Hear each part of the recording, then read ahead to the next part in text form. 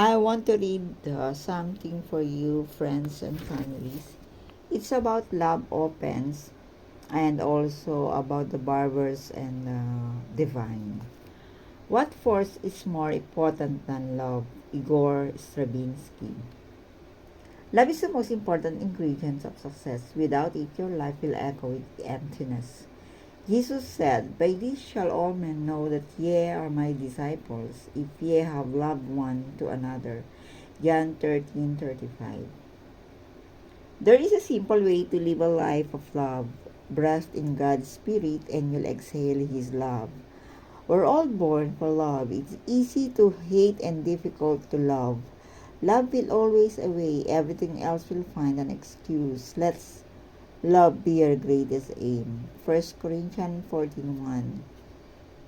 A man went to a barber shop to have his hair cut and his beard trimmed as always. He started to have a good conversation with the barber who attended him. They talked about so many things and various subjects. Suddenly, they touched on the subject of God. The barber said, "Look, man, I don't believe that God exists as you say so." "Why do you say that?" asked the client. "Well, it's so easy and you just have to go out in the street to realize that God does not exist." "Tell me, if God exists, would there be so many sick people? Would there be abandoned children? If God exists, there would be neither suffering nor pain. I can think of a God who permits all of these things." The client stopped for a moment in thought, but he didn't respond so as to prevent an argument. The barber finished his job and the client went out of the shop. Just after he left the barber shop, he saw a man in the street with long hair and a scraggly bird. It beard. It seemed to have been a long time since he had his hair cut, and he looked so untidy. Then the client again entered the barber shop and said to the barber, "Know what? Barbers do not exist."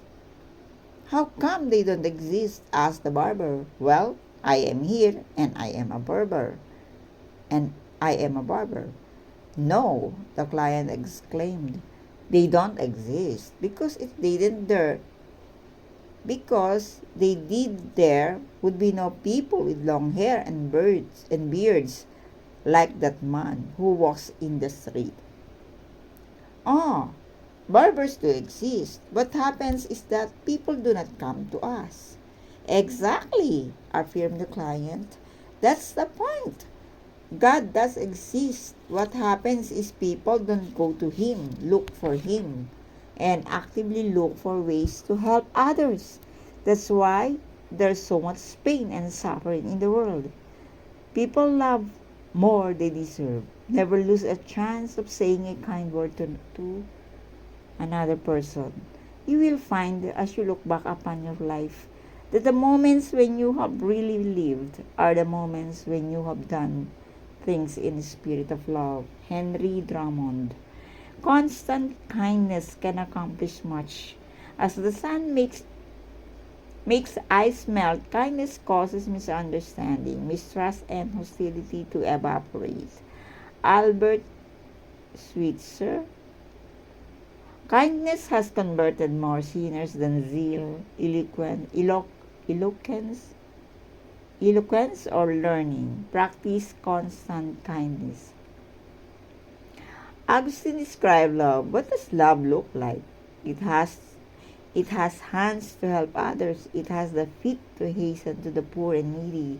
It has the eyes to see misery and want. It has the ears to hear the sighs and sorrow of men.